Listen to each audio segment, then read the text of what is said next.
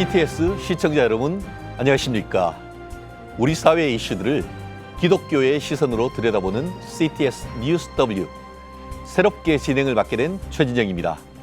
앞으로 여러분과 함께 시대의 흐름을 읽고 깊이 있는 분석, 균형 잡힌 시각으로 뉴스를 전하겠습니다.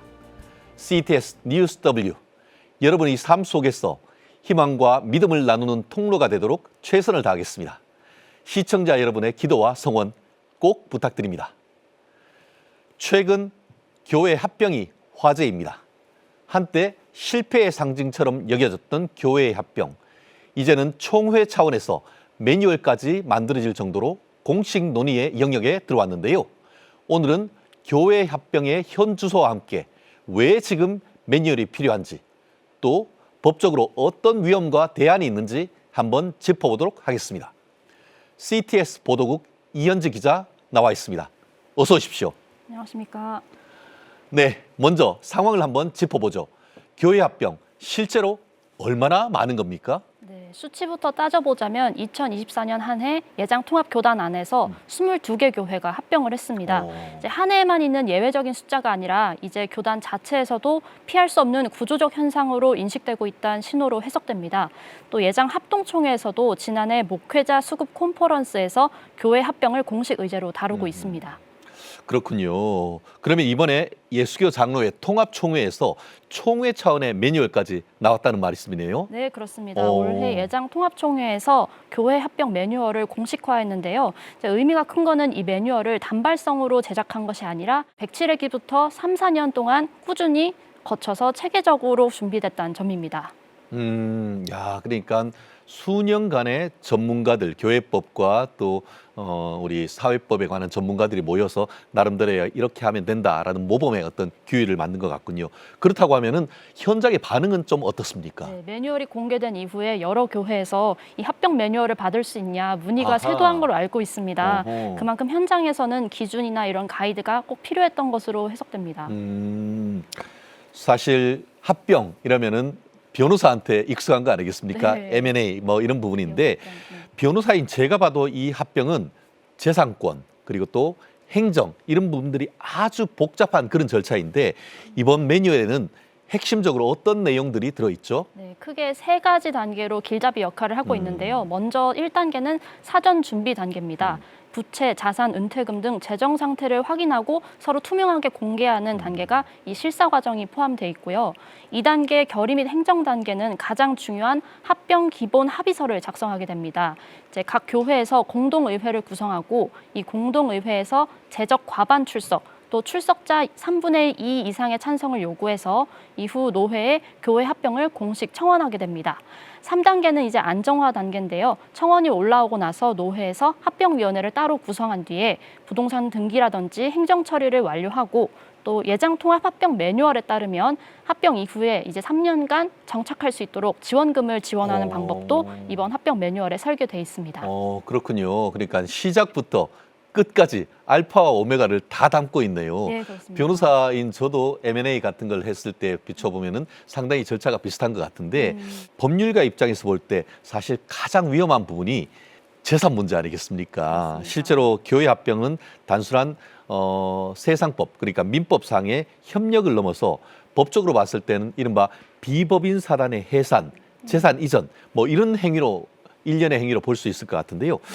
실무적으로 가장 위험한 게 또 현실적으로 머릿수, 교인수, 정족수 문제 아니겠습니까? 그렇습니다. 이게 매뉴얼에는 그 정족수의 3분의 2의 찬성이라고 돼 있는데 이게 세상 법정에서는 조금 다를 수도 있어서 문제가 될 수 있다는 그런 문제가 지금 제기되고 있는 것 같은데 이 부분은 어떤가요? 네, 지금 짚어주신 부분이 바로 교단법과 사회법이 충돌하는 부분인데요. 말씀하신 것처럼 교회는 대부분 비법인 사단으로 분류되는데 우리 민법에서는 비법인 사단 합병 규정이 따로 없습니다. 따라서 법원은 민법 제78조인 사단법인 해산 규정을 유추 적용하고 있는데요. 이때 총 구성원 4분의 3 이상의 찬성이 필요하다는 것이 판례의 태도입니다.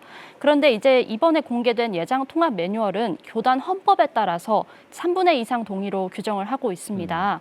즉 흔히 노회나 총회에서 허락을 했으니 괜찮다라는 생각이 있을 수 있지만 사회법정에 갔을 때는 다를 수 있습니다. 아, 그렇군요.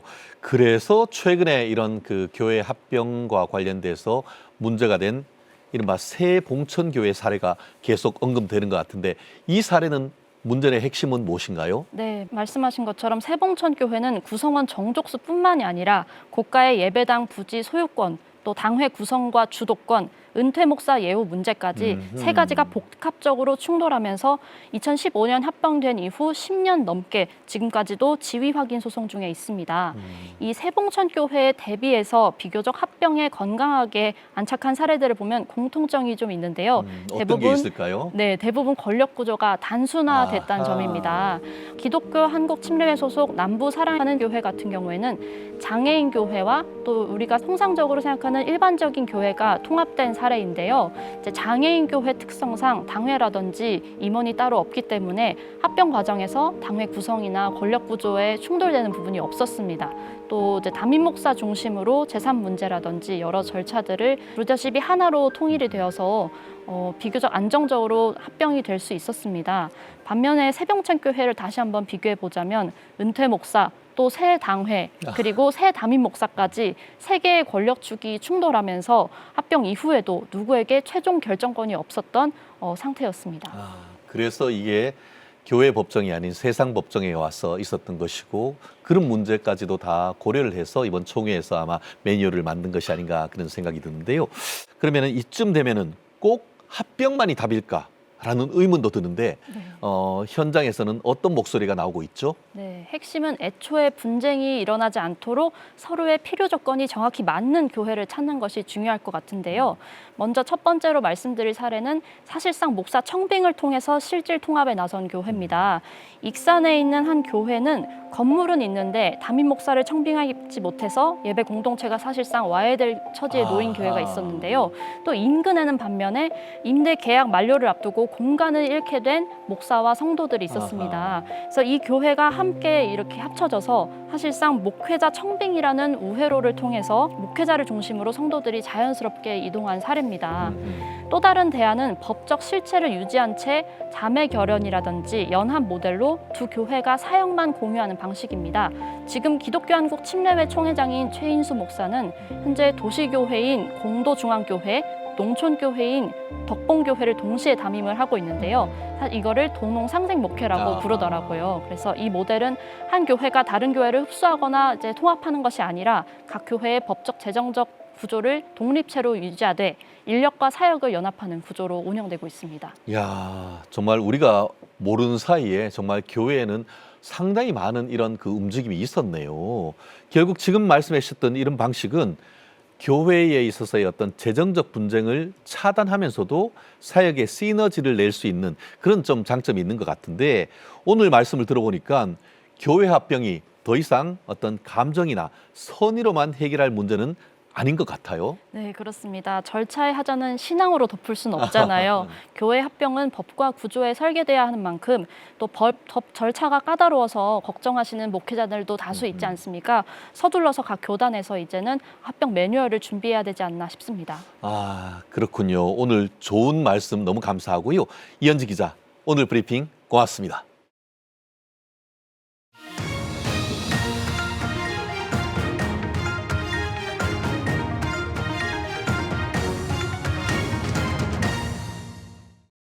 (2026년 1월) 손설 국회의원이 대표 발의한 차별금지법이 다시 국회에 제출되었습니다.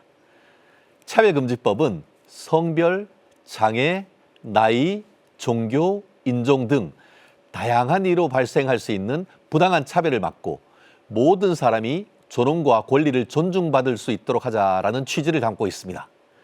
하지만 그만큼 사회적 파급력 또한 크기 때문에 그 법안의 필요성과 방향성에 대한 찬성과 반대의 목소리가 동시에 나오고 있는데요. 한쪽에서는 인권 보장을 위한 최소한의 장치로서 꼭 필요하다라고 주장하는 반면에 다른 쪽에서는 기존 제도와 충돌하거나 사회적 갈등을 심화시킬 수 있다라는 우려를 제기하고 있습니다. 이처럼 다양한 시각이 서로 맞서는 가운데 차별금지법을 둘러싼 쟁점과 논의 과정에 대해서 한동대의 길원평 교수님과 한번 짚어보도록 하겠습니다. 교수님, 어서 오십시오. 예, 반갑습니다. 네, 먼저 차별금지법이 그동안 여러 차례 발의가 되었지만 매번 사회적 갈등과 정치적 부담 속에서 그 문턱을 넘지 못했는데요. 이번 22대 국회의 첫 법안으로서 다시 발의가 되면서 이 논쟁이 다시 한번 공론의 중심에 올라왔습니다. 이번에는 어떤 점이 달라진 것인지, 이번 발의의 핵심 사항은 무엇인지 쉽게 한번 핵심을 짚어주시죠, 교수님. 예, 이번에 발의된 차별금지법은 성적 지향, 성별 정체성을 포함한 25개 차별금지 사유가 있고요. 직업, 그다음에 고용, 모든 영역에서 차별을 금지하고 있습니다. 거기에는 간접차별, 복합차별, 성희롱, 괴롭힘을 포함하고 있습니다. 그리고 피해자에 대한 구제 조치로는 권고, 그다음에 시행명령, 그다음에 소송 지원, 손해배상 판결들이 있고요. 그다음에 가해자에 대한 제재 수단으로는 이행강제금 부과, 그다음에 징벌적 손해배상, 그다음에 집단 소송, 보복 조치에 대한 징역 또는 벌금, 그다음에 양벌 규정이 있습니다. 이번에 나온 차별금지법은 집단 소송을 명시하였기 때문에 가장 강력한 법안이다 이렇게 보시면 됩니다. 그렇군요. 여러 번 발의가 된 것 중에 평등을 가장 강력하고 그것을 이행할 수 있는 강제 조치까지도 망라하고 있다는 점을 알게 되는 것 같습니다. 법안 발의 이후에 입법 예고 게시판에는 수많은 찬반 의견들이 빠르게 접수되고 있다라고 하는데요. 이로써 차별금지법이 얼마나 국민들 사이에 민감한 사항인지 다시 한번 확인할 수 있는 계기가 되었는 것 같습니다. 찬성과 반대 입장의 차이가 나름대로 팽팽한 것 같은데 각각 찬반 논쟁의 이유와 논거 좀 설명해 주시죠. 예, 이번에 그 게시판에 5만 2천 명이 했는데요. 아하. 그중에 83%가 반대하고 4%가 찬성했습니다. 그러니까 절대 다수가 반대했다고 볼 수 있고요. 어허. 이 찬반이 나누어지는 가장 결정적인 이유는 동성애가 타고나느냐 아니냐 이거예요. 만약에 타고났다고 생각하는 사람은 찬성합니다. 근데 감사하게도 우리나라는 동성애가 선천적이라고 생각하는 사람은 후천적이라고 생각하는 사람의 절반밖에 안 됩니다. 제가 선천적이 아니라는 몇 가지 이유를 말씀드리면 첫 번째, 동성애로는 아기를 낳을 수 없습니다. 아하. 따라서 유전이 될 수가 없습니다. 그리고 유전이 아니라는 가장 강력한 증거는 일란성 쌍둥이의 동성애 일치 비율입니다. 일란 쌍둥이는 한 개의 수정란이 두 사람이 있기 때문에 유전자가 100% 같고요. 그렇죠. 같은 엄마 뱃속에 자라니까 모든 선천적 영향을 동일하게 받습니다. 그렇죠. 정말 선천적이라면 일란 쌍둥이의 동성애 일치 비율이 높아야 됩니다. 어허. 우리가 2000년 이후로 대규모 조사해 보면 대략 10%입니다. 10명당 1명만 일치해요. 차별금지법에 대한 최초 발의는 2007년인 것으로 저도 알고 있는데요. 당시 노무현 정부 시절 법무부의 주도로 추진이 되었습니다만 당시 종교단체와 국민의 여론의 우려로 철회되고 말았죠. 사실 이후에도 지난 2010년이라든가 2020년을 거쳐가지고 여러 정당에서 지속적으로 이와 같은 차별금지법이 발의가 되었는데요. 이렇게 각 정당에서 계속 지속적 반복적으로 차별금지법을 발의하는 이유가 뭐라고 보시나요? 예, 차별금지법을 만들려고 하는 코어 그룹이 있습니다. 그게 LGBT 단체예요. LGBT라는 것은 동성애자, 트랜스젠더를 말하고요. 이 단체가 계속 하고 있는데 미국의 경우를 보면은 1993년도에 그 동성애자 인권 단체 중에 여러 개가 있었는데 그 중에 한 개의 단체에 예산이 600만 달라고 직원이 39명입니다. 그러니까 크네요. 돈 있는 동성애자는 돈을 내고 또 어떤 사람들은 동성애 합법을 해서 나의 일생을 바치겠다 이런 사람이 있었어요. 그러니까 미국이 동성애 합법화된 건 저절로 된 것이 아니라 이분들이 오랫동안 헌신했기 때문에 그렇습니다. 그리고 좀 더 구체적으로 말하면 이 사람들이 이제 영화도 만들고 문화도 만들고 논문도 만들었는데 그거에 대한 미혹된 지식인들과 여성단체들이 실질적으로 이걸 추진하고 있습니다. 우리가 이걸 막으려면 우리도 그들과 똑같이 영화도 만들고 논문도 쓰고 문화를 만들어서 이 지식인과 여성들을 미혹으로 건져내야 됩니다. 그리고 그들은 자신의 쾌락을 위해서 헌신하는데 하물며 우리는 우리를 위하여 죽으신 예수님을 위해서는 분명히 헌신할 수 있고요. 그들은 죽음 앞에서는 헌신을 못합니다. 그런데 우리는 죽음 앞에서도 헌신하기 때문에 결국에는 우리가 이긴다. 저는 그렇게 생각합니다. 정말 그 명확한 가이드라인을 또 교수님이 주시고 계시는데요. 그렇다고 한다면은 대한민국, 우리나라에서 차별금지법이 시행될 경우 교수님께서는 가장 우려하는 점이 무엇일지요?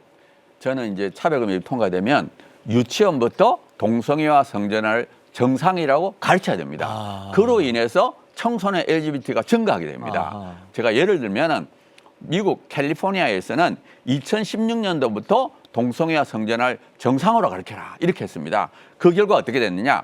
2022년에 미국 갤럽 조사를 보면은요, 18세에서 25세 청년들의 20%, 5명당 1명이 LGBT라고 했고요. 브라운 대학의 학생의 38%는 자신이 성소수자라고 했고요. 그러니까 한 집 건너 1명이 LGBT예요. 영국의 경우를 보면은요, 2019년도부터 동성애와 성전환을 정상이라고 가르치고요. 그 다음에 그 학생들한테 자신의 성적 지향과 성별 정체성을 탐색하게 만들었습니다. 그리고 그것을 인정해줘라. 그러니까 멀쩡한 학생들 보고도 네가 동성애자인지 트랜스인지 한번 생각해봐라. 그러니까 부추기는 거예요. 그리고 그 결과 어떻게 되느냐? 영국의 경우에는 2009년도에는 그 77명이던 성전환 희망자가 2018년에 2,590명, 34배가 됐어요. 스웨덴도 마찬가지입니다. 2008년부터 10년 동안에 10대 여성 청소년 성전환 희망자가 15배 폭증했습니다. 그러니까 모든 이 차별금지 통과된 나라는 LGBT 청소년이 증가한다. 이렇게 볼 수 있습니다. 만약에 우리나라도 차별금지 통과돼서 유치원부터 가르치면 똑같이 됩니다. 그러니까 우리 한국의 어머니들은 차별금지법을 반드시 막아야 됩니다. 교수님 말씀하시는 걸 보니까 교육의 영향이 굉장히 크고 맞습니다. 이게 제도화했을 경우에 한국의 어떤 미래의 어떤 세대의 성적 정체성에도 큰 영향을 미친다라는 그런 우려를 주셨고, 최근에 그 국제 인권 단체인 휴먼 라이트 와치라는 곳에서 2024년 세계 보고서란 것을 간행을 했는데, 그 내용을 봤더니만 한국은 차별금지법이 없는 몇 안 되는 경제협력개발기구, 그러니까 OECD 국가 중에 하나다라고 평가를 하고 있습니다. 이 차별금지법이 통과한 선진국은 현재 어떤 상황인 것이죠? 예, 이게 통과되면 또 한 가지 큰 문제가 뭐냐 하면은 남녀 구분이 없어집니다. 왜냐하면은 남자의 몸을 갖고 있어도 자기가 여자라고 주장하면 여자 화장실, 목욕탕에 들어가는 걸 막을 수가 없어요. 왜냐하면은 차별금지법에는 성별 정체성 차별금지 조항이 있습니다. 그러니까 본인이 생각하는 성별을 인정해 줘야 돼요. 그러니까 제가 예를 들면은 2023년에 미국 시애틀에 한인 여성 찜질방에 남자를 몸을 가진 트랜스젠더가 자기가 회원으로 가입하겠다니까 안 된다 그랬어요. 그러니까 이 사람이 워싱턴 인권위원회에다가 제소를 하니까 워싱턴 인권위원회도 받아줘라. 그다음에 시애틀 지방법원도 받아줘라고 판결했습니다. 법이 통과되면 판결을 그렇게 할 수밖에 없어요. 그다음에 스포츠 경기를 보게 되면은 이 남자였다가 성전환해서 여성 된 사람이 여성 격투기에 나가지고 상대방 여성의 뇌진탕을 일으켰어요. 왜냐하면은 사춘기 지나서 성전환 수술하면 남자 뼈, 남자 근육이 그대로 있습니다. 남자하고 여자 붙으면 당연히 여자가 이길 수 없죠. 그래서 제가 말씀드리고 싶은 것은 차별금지법이 통과되면 여성들이 역차별도 받고 또 성폭행 위험도 있고 수치심도 느끼고, 이거는 여성들에게 치명적입니다. 그러니까 여성들이 이건 앞장서서 막아야 된다고 생각합니다. 결국 차별을 금지한다라고 하는데 거꾸로 역차별이 일어날 수 있다는 맞습니다. 그런 아이러니를 짚어주신 것 같은데요. 한국이 유일하게 차별금지법 제정을 장기간 막을 수 있었던 이유는 한국교회연합의 성과라는 그런 평가가 있습니다.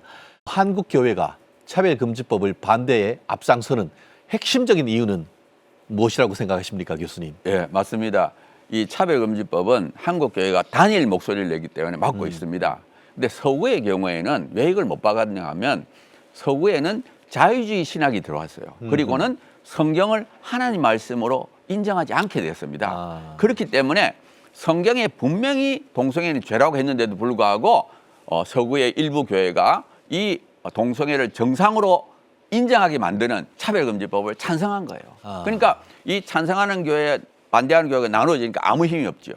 다행히 우리나라는 자유신학이 들어오지 않았습니다. 그래서 지금도 우리는 하나님 말씀으로 성경을 분명히 믿고 성경에 분명히 죄라고 됐기 때문에 우리가 단일 목소리를 내서 이 동성애를 정상이라고 강요하는 차별금지법을 막고 있습니다. 반면에 기독교 내에서도 이웃사랑의 관점에서 차별금지법을 찬성해야 된다라는 그런 입장도 있는 것으로 알고 있는데 교수님이 보시기에는 이런 입장에 대해서는 어떻게 생각하십니까?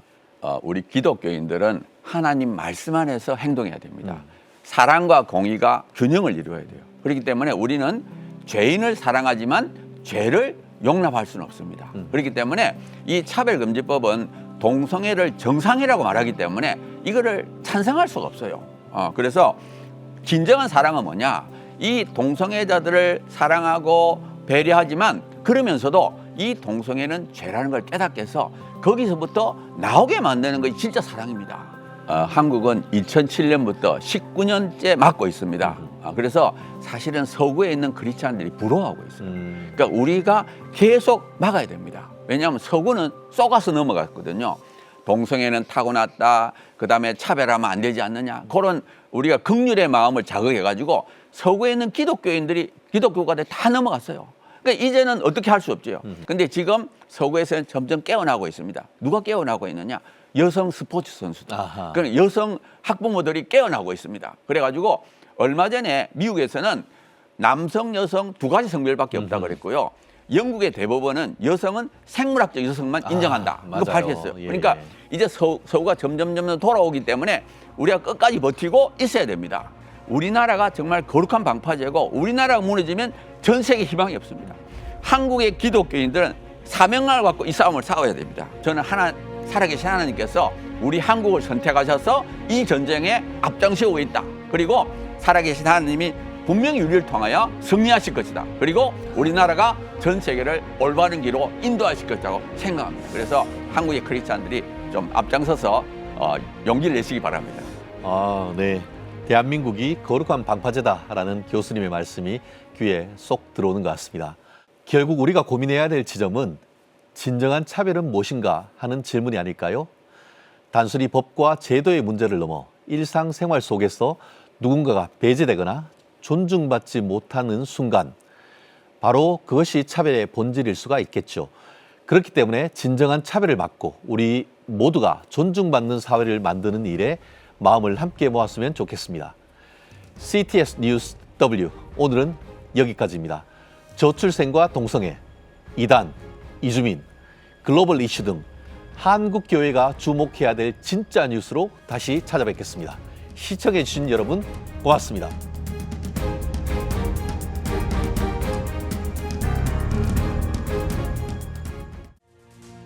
지금 한국 교회는 복음의 능력이 필요합니다. 하나님 앞에서 자신을 돌아보는 회개 용서 운동, 성령의 임재를 간절히 구하는 기도 성령 운동, 오직 말씀과 기도로 다시 일어서야 합니다. 한국 교회가 복음의 능력을 회복할 때 나라와 민족을 살리고 다음 세대가 믿음으로 바로 설 것입니다. 예수 그리스도의 생명의 복음으로 하나 되는 한국 교회. 개혁주의 생명신학이 예수 생명의 마중물이 되겠습니다. 이 캠페인은 기독교대학의 글로벌 리더 백석대학교와 백석총회가 함께합니다.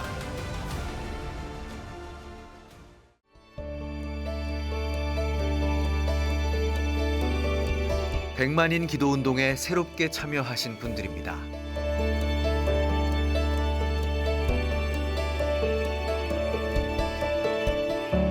백만인 기도운동을 통해 보내주신 후원금은 국내는 물론 전 세계를 향한 CTS의 영상 선교 사역을 위해 소중하게 쓰이고 있습니다. 이 프로그램은 여러분의 미디어 선교 후원으로 제작되었습니다. 선교는 사명, 후원은 동역. 당신도 복음을 전할 수 있습니다. 선교 후원 02-6333-1003번